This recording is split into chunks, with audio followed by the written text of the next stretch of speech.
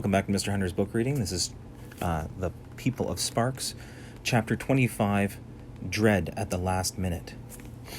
As Pelton's truck drew near the village of Sparks, Lena was more and more impatient. She longed to see Poppy and Mrs. Murdo and Dune. Another day's travel, Pelton said. We'll be in Sparks by tomorrow morning. Lena was too excited to sleep much that night. Her mind galloped forward to the people she would see tomorrow, and backward to everything she'd seen on her journey. She finally fell asleep a few hours before morning, and when she woke, she could feel immediately that something in the air had changed.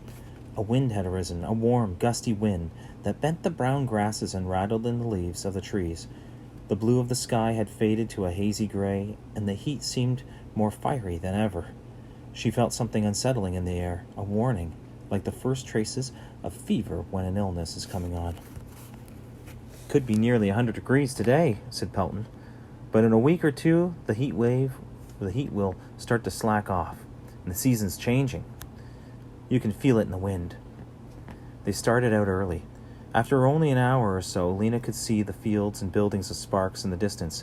She stood up. She was sitting on the front seat of the truck between Maddie and Pelton, and shielded her eyes with her hand to see better. There it was, and now it looked like home to her. The solid little brown houses, the tiny fields around them.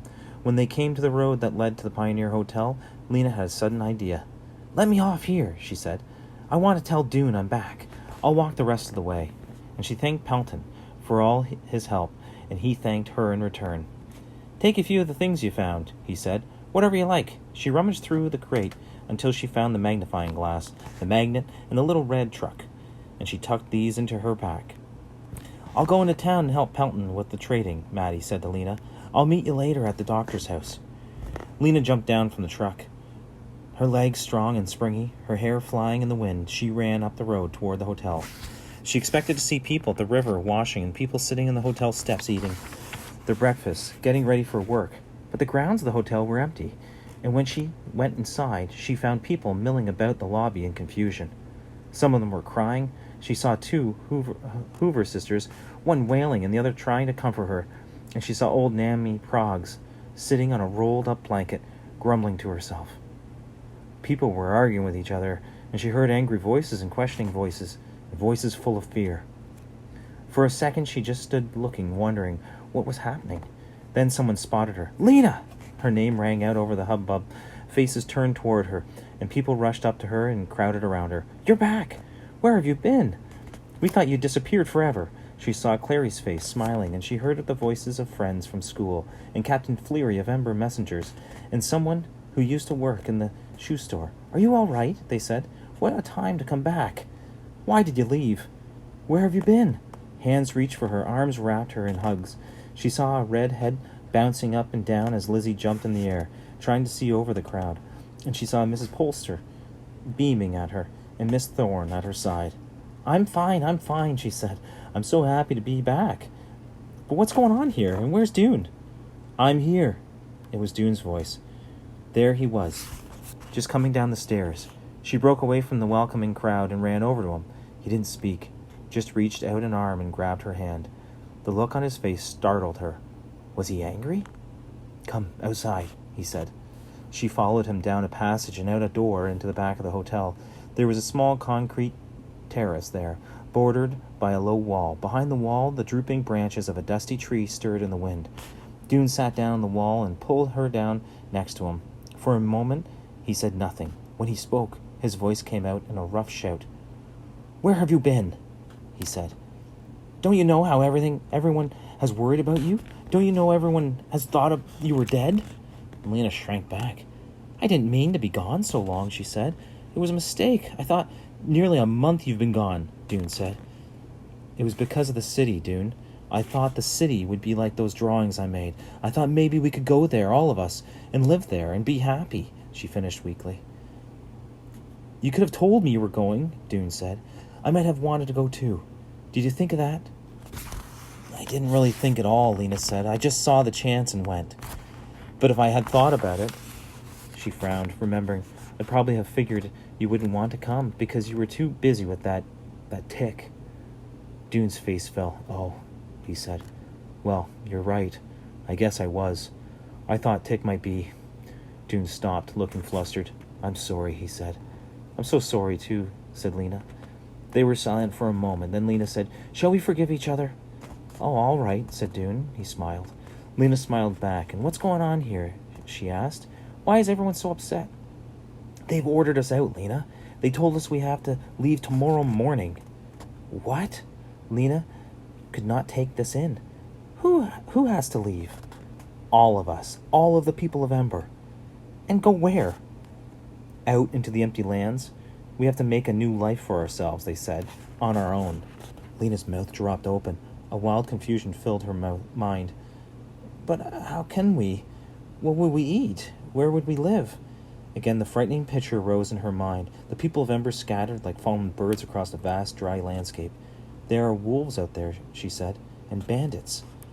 I know, said Dune, and it will be winter soon. Have you heard of winter? Lena shook her head, and when Dune explained, her eyes widened in shock. All this time you've been gone, Lena. They've done terrible things to us. The first thing was that boy, Torin. He told her about the smashed tomatoes that Torin blamed on him. He said he saw you? Lena said, outraged. Why would he do that? Dune shrugged. Ask him, I don't know. He went on to tell her about what else had happened. They've thrown us out of their houses.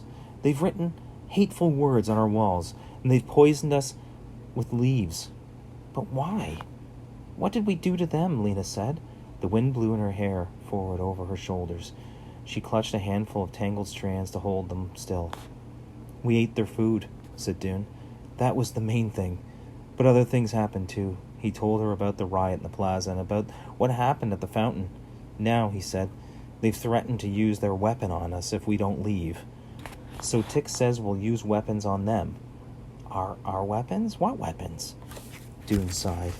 For the first time, Lena noticed how thin he was. She saw the shadows beneath his eyes. There's so much to tell you, Dune said, and we only have today. But I haven't even been home, Lena said.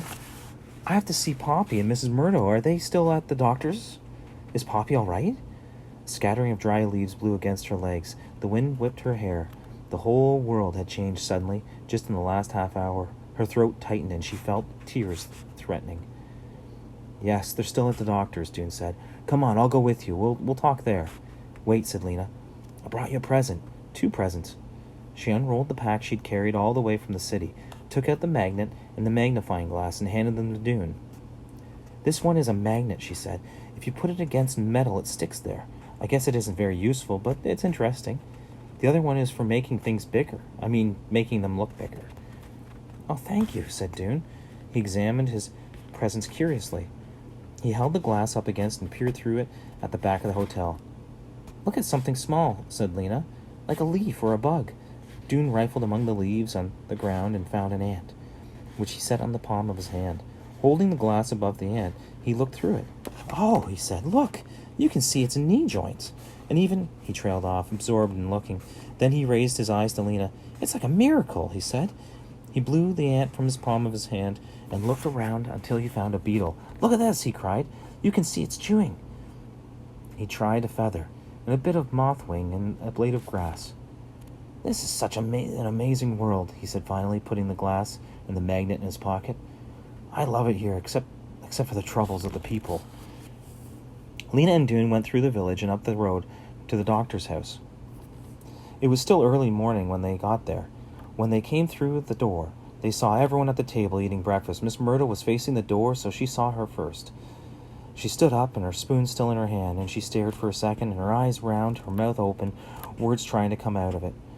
Then she rushed toward Lena and wrapped her in a hug. At the same time, Poppy jumped down from the bench and dashed toward Lena and hugged her knees. The doctor stood up and watched this reunion wide-eyed. Torin leapt up too, but not to hug Lena. He ran to the door and looked out. And then he cried, Where's Caspar? Isn't he here too? Where is he? But no one paid attention to him. They were too busy fussing over Lena, asking questions and not giving her a chance to answer. Where have you been? Are you all right? Why didn't you tell us? Do you know what's happening here? Poppy yelled, Weena, pick me up. And the doctor, thrown into a state of even more confusion than usual, murmured, Some tea, or let's see, why don't we all... So glad you're back. and all around the edges was torn, pulling at Lena's sleeve, saying, "But why isn't he here? Where is he? When is he coming?" Getting no answers. When things calmed down a little, Lena said, "Maddie will be coming soon. She stayed in town to help the roamer for a while." Mrs. Murdo stopped smiling and grew stern. "Lena," she said, "how could you go off like that and not talk to me first? And just leave that careless little note, which was not, I would point out, true. 3 days, you said? It's been 28. That was a thoughtless, foolish thing to do." "I know," Lena said. "I'm really, really sorry. I didn't know I'd be gone so long," she explained.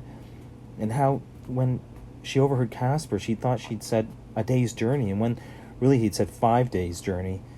And then she said other things happened, and it took a long time. "Yes," said Miss Murdo, "and we had a long, long time to worry about you." And she picked up Lena's pack, which Lena had dropped on the floor, and set it on the window seat. "And you know what's happened here? You know we've been ordered to leave tomorrow?" "I know," Lena said, "but I can't believe it's true." "It's true," said Mrs. Murdo. "It doesn't please me a bit. But what do you do about it?" "I don't know. Come and have some breakfast." Lena and Dune sat down at the table where the others had been eating raspberries and cream. Though Lena was thoroughly sick of travelers' cakes, that all real food should have looked good to her. She had no appetite. Her stomach was in a knot. "I can't eat," she said. "I'm not hungry." "I have to. Dune and I have to talk." "At least take an apple," said Mrs. Murdo. "First of the season," the doctor added, "from up north." Lena took the hard red fruit, and she and Dune went outside, and the heat was baking now, and they went through the courtyard where the doctor's plant pots were mostly empty, and the plants having either been put into the ground or had died. The ones still there struggled in the heat, limp or brown. They crossed the road and walked down to the river bank. Even the river was suffering in the heat. It no longer flowed deep and smooth, but ran in streams between the exposed stones. Its edges were yellow and green and smelly. They sat on the ground, and Lena said, "It would take me hours to tell you everything I've seen. But listen, this is the main thing. People had a beautiful city, and they wrecked it." "On purpose?" said Dune. "Well, with wars, with fighting. It was horrible, Dune." She shuddered, remembering. "That war, it sort of whispered to me. There was a moment when I could hear screams. I could see flames. And there's nothing left? Almost nothing. And all across the empty lands, are there houses? Well, some, but they're old and falling down. Mostly it's fields and fields of brown grass. There's howling animals. If we had to go out there and try to live, well, we couldn't. That's why some people, a lot of people, want to fight." Dune told her about Tick and the weapons he and his warriors had gathered. He explained the plan, how they would go into the village tomorrow, refusing to leave, prepared to fight. And he told her about the terrible weapon the town leaders had threatened to use. "Yes," Lena said. "I've heard about the weapon, too. Torn mentioned it one time. But what is it?" "We don't know," Dune said. "If it's from the old times," Lena said, "then it is so terrible that Tick's little weapons would be like twigs against it. The old weapons could burn whole cities." She clasped her arms across her stomach and bent forward. Everything inside her felt cramped and knotted up. Her hands were slick with sweat. "There can't be war," she said. "But we can't leave either," said Dune. They sat watching the water struggle along between the rocks. The sun blazed down, burning the backs of their necks. "Don't you think," said Dune, "that fighting would be better than just giving in? At least it's doing something." "I don't know," said Lena. "It scares me." She ran her fingers across the glossy red skin of the apple Mrs. Murdo had given her. "I talked a lot to Maddie on my journey," she said at last. "She's wise, Dune. She told me how war gets started. It's when people say, 'You hurt me, so I'm going to hurt you back.'" "But that's just how people are," said Dune. "Of course, when people hurt you, you want to hurt them back. And then they want to get back at you, and then you want to get back at them again, only worse. It goes on and on unless someone stops it." "Stops it how?" "You have to catch it soon," Maddie said. "As soon as you see it starting, you have to stop it. Otherwise, it can be too late." "How do you stop it?" "You have to reverse the direction," said Lena. "That's what Maddie told me. She said that if someone had been brave enough, the wars might not have started in the first place." "But Lena," Dune slapped his hand down on the ground next to him, "what does that mean? How do you do it?" Lena wasn't entirely clear about this. She took a bite of the red fruit the doctor had handed her. It looked as hard as a polished stone, but the juice that burst into her mouth was sweet. I think it's this, she said. She chewed and swallowed. Instead of getting back at the other side with something just as bad as they did to you, or something worse, you do something good. Or at least you keep yourself from doing something bad. She took another bite of the apple. I think that's it. One bad thing after another leads to worse things, so you do a good thing, and that turns it around. Dune sighed. Well, that's not very helpful, he said. How are we supposed to do something good for these people who have done so many bad things to us? Why would we even want to? Well, that's it, said Lena, wiping the apple juice from her chin. You don't want to, but you do it anyway. That's what makes it hard. Maddie said it was very hard. It's much harder to be good than bad, she said. So what do we do then? Said Dune. His tone was bitter. Say we'll be happy to work without food? Say we'll always be nice no matter what they do to us? No, said Lena. That can't be right. Or should we just go quietly out into the empty lands and not bother them anymore? No, said Lena. That can't be right either. She stared at the water rippling by. She was thinking hard. We don't want to leave, she said. And we don't want to fight. Do you think those are the only two choices? What else could there be? If we don't fight, they'll make us leave. If we don't leave, we'll have to fight. Lena discovered a tough part in the center of the apple surrounding some of the brown seeds. She picked at the seeds with her fingernail. There must be some other way, she said. What if we all just sit down in the front of the hotel and refuse to move? We don't leave, but we don't fight. They wouldn't use their weapon on us if we weren't fighting, would they? I don't know, said Dune. They might. I don't think they would, said Lena. They're not bad people. But we couldn't sit there forever, Dune said. Sooner or later they'd make us leave. They'd pick us up all one by one and load us onto a truck and drive us away. Well, maybe they wouldn't, said Lena. Maybe we could talk and work something out. I don't think so, said Dune. Tick and his warriors would never just sit. They want to fight. Lena drew up her knees and rested her chin on them. Something good, she thought. What good act would turn things around? Well, we could volunteer to be roamers, she said. A whole lot of us, so they wouldn't have to feed us and we could bring things back to them. We don't know how to be roamers, said Dune. We don't have trucks or oxen. We wouldn't know where to go. We could say we'll do all the worst jobs, Lena said. But that wouldn't be fair, said Dune impatiently.